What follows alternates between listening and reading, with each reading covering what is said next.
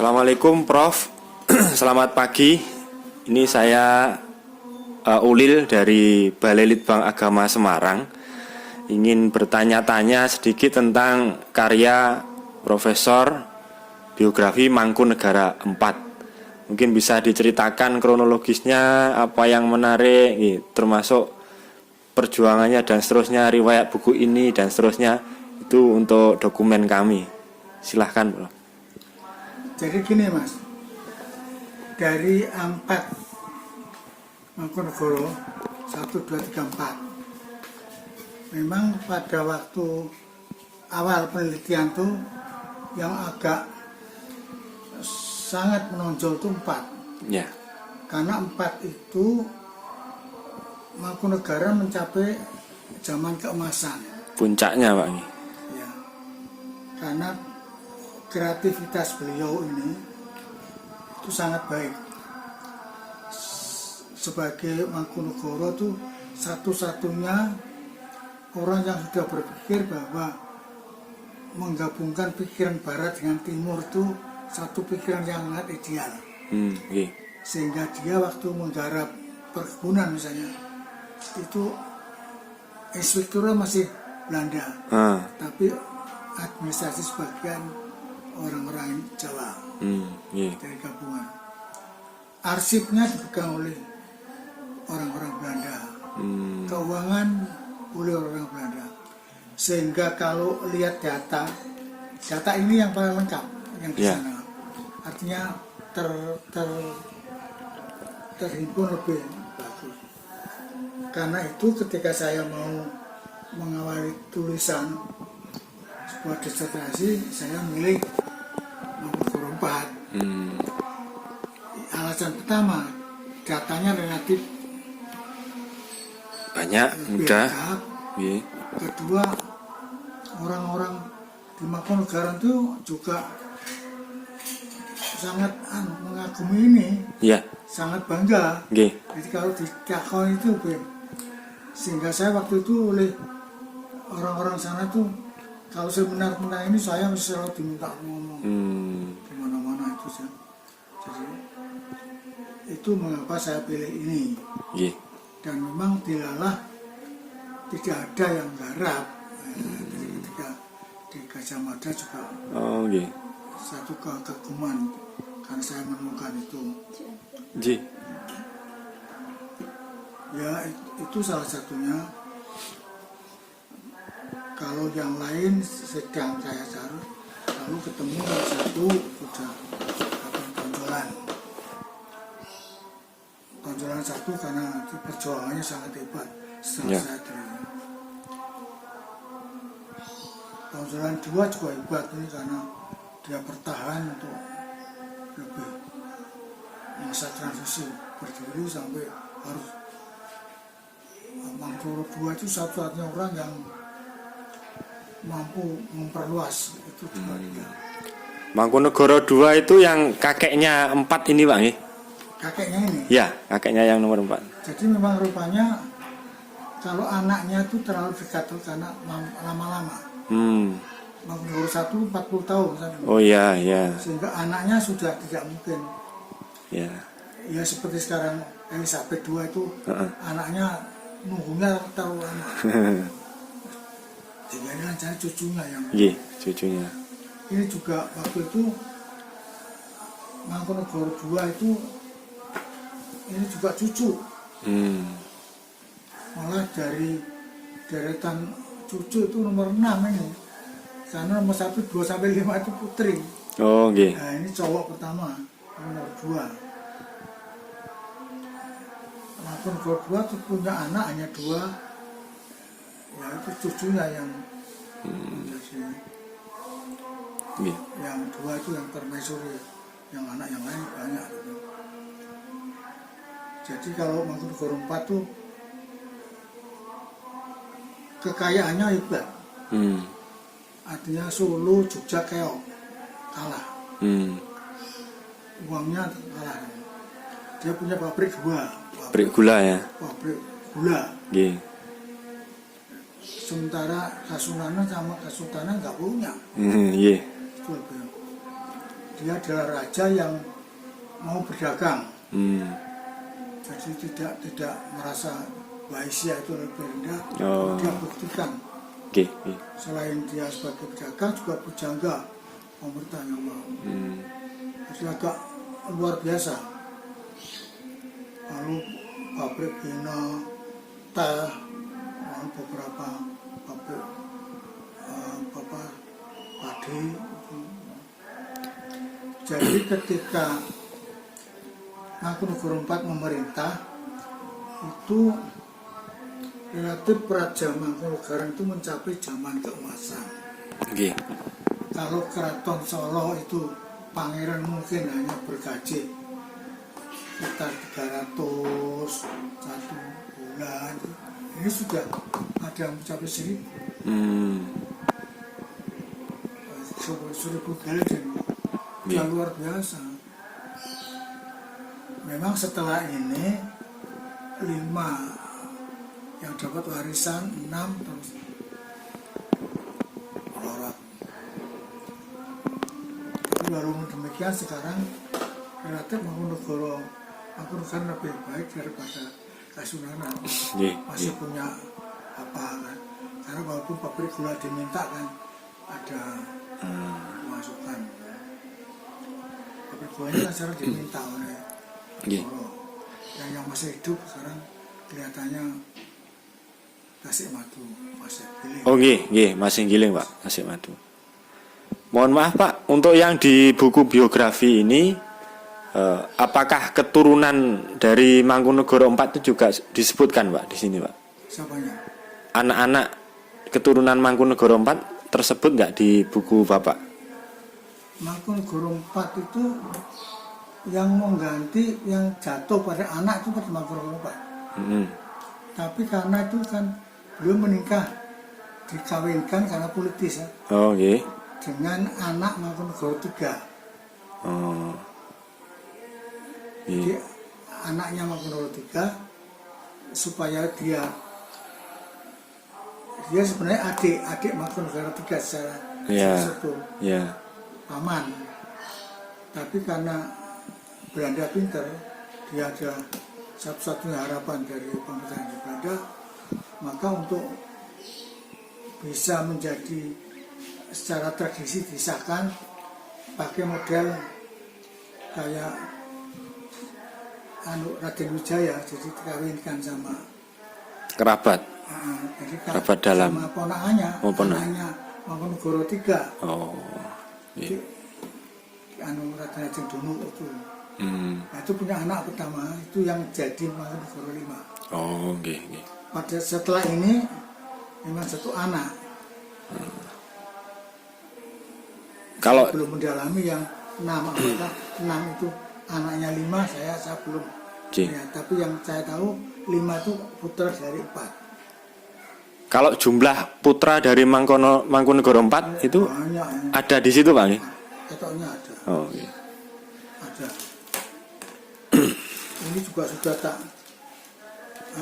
saya memberikan wakaf kepada penjaga makam di Mengadek, tamu-tamu di Girilayu. Girilayu makamnya ini. Mengadek makam Senopo 1. Sudah tak berikan buku untuk dijual, biar dibek sama yang jaga. Enak. Saya kasih 200 waktu. Kalau ini Pak, pendidikan beliau, guru-gurunya begitu ketemu enggak Pak? Terlacak enggak gurunya Mangkunegoro IV? Gurunya? Kalau secara pujangga begitu kan sejaman dengan Ronggo Wasito dan dan PB9 itu ya. Nah, kalau gurunya Mangkunegoro IV itu tertulis ada enggak Pak? Siapa begitu? Dia itu kan kebetulan senang budaya Jawa. Dia sendiri senang. Lalu dia punya kenalan. Steve Winter. Itu satu kenalan.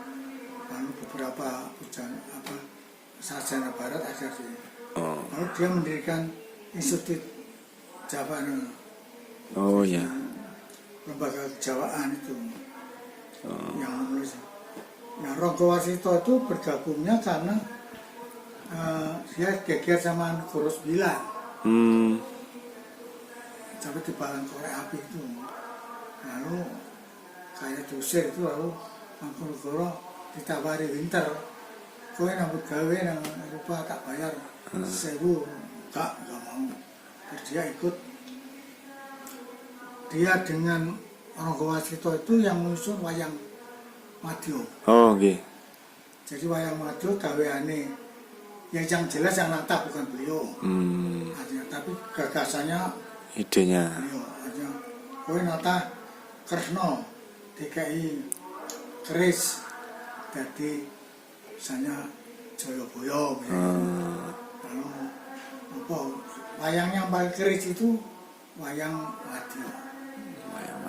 Nah, dia itu mengapa membuat wayang Madya itu dia ingin mengembalikan pikiran Jawa agar bukan terpaku pada Mahabharata.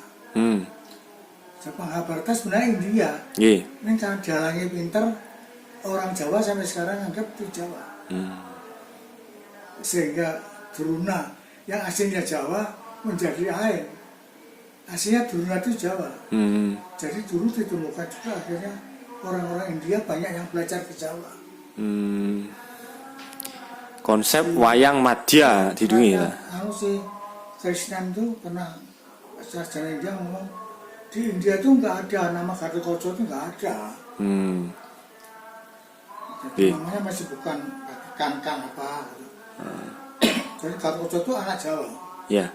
Yang ikut perang Bharatayuddha. Jadi jangan-jangan memang Werkudara menikah sama gadis Jawa. Atau anak putri Raja Jawa. Jadi sudah ada. Dan akhirnya ditemukan yang terbaru Prasasti Nalanda kan. Di Prasasti Nalanda kan banyak anak Jawa yang juga ke sana. Juga ada anak Jawa, anak India ke sini. Seperti Logawe ke sini. Jadi yang sampai sekarang itu kelemahan kita di wayang itu ada pangiwa pandangan. Ya. Lalu orang Jawa menetapkan pangiwa itu jelek. Pandangan sing apik. Ya. Hingga rumah kita kalau gawe sing bangsa jelek kiwa. Ya. Pakiwan. Iya. Nah itu kalau perkembangannya padahal di wayang kiwa dan wayang tengen itu ya baik semua atau tidak baik semua. Tergantung lakunya ketika dalam wayang. Betul. Iya. Jadi tidak ada wayang kiwa itu jelek-jelek enggak. Kalau dewa dan salok dewa bentuk dengan. Tapi konsepsi itu masuk ke kita, ke saudara saya. Kiwa itu jelek, dengan itu baik. Ya. Yang sampai sekarang kalau Anda di luar KPKI kiwa. Tapi kalau kita orang yang terpelajar tahu bahwa sang timur itu kiwa, kiri. Iya. Jadi kiwang kiri itu mengantar satu perubahan. Werkudara ketika suruh masuk ke telinga Dewa Ruci masuk ke telinga kiri, tidak telinga kanan. Mengapa? Ya, karena dia mau dirubah. Ya. Nanti kalau sudah baik jadi ke kanan itu loh. Iya. Dan sampai sekarang itu politik kita lalu diperalat. Kalau kiri mesti baik jelek. Itu karena permainan. Nah, Mangkunegoro itu mengawali satu kisah. Ada cerita Jawa. Lalu dia tarik seakan-akan Bar Bratayuda itu turun Janaka itu sampai ke Jawa. Karena itu namanya Jawa Astino. Termasuk yang misalnya di Astino di Jawa. Ada Jawa Astino. Sampai ya wayang itu bilang Kuru Jenggolo. Terkadang Jenggolo itu Kurawang. Itu karena konsep anaknya Erlangga. Jenggala dan Kediri. Kediri Mawanang itu menjadi Pendawa, Jenggala itu menjadi Kurawa. Nah konsep itu sampai sekarang dia nggak pernah ada yang memberikan bantahan. Ya seperti di dunia kita, di lisan kita masih ramai kan. Budaya Jawa perlu tidak masuk ke agama yang keras kita. Ya itu semua boleh saja kan, karena dia pandangan, kalau pandangan Arab nggak mungkin tidak itu. Lalu karena itu Kali Joko dianggap wali yang paling disenangi di Jawa. Jadi tasawuf Jawa itu sekarang sesi jenar itu ada berkembang di kawasan wilayah. Itu kalau ada studi itu paling menyenangkan. Iya, Pak. Ini hanya karena nah ini mencoba dengan wayang Jawa, wayang Mado itu, maka ada rasa kebanggaan bahwa di Jawa itu punya cerita yang sama hebatnya dengan Mahabharata. Ya. Itu yang ini yang paling menyenangkan kan. Iya. Tidak ada raja di luar yang menciptakan. Dan pada era dia itu Pak Kebono 9 itu penulis juga. Iya. Semasa itu juga. Itu dia. Iya. Tapi yang ini pada waktu itu mungkin Karton Solo sudah lumayan. Sekalipun sudah ya londo sudah. Kalau saya lihat ini sebenarnya karena komunikasi aja. Iya. Kalau waktu itu Pak Mangkubumi sama dia bisa mengerem emosi, Londo sudah pergi. Karena pada waktu itu negeri Belanda diserbu Perancis. Iya, iya. Nah, sebenarnya kekuatan tidak ada. Kalau mau bersatu menang. Tapi Londo pinter. Mainkan.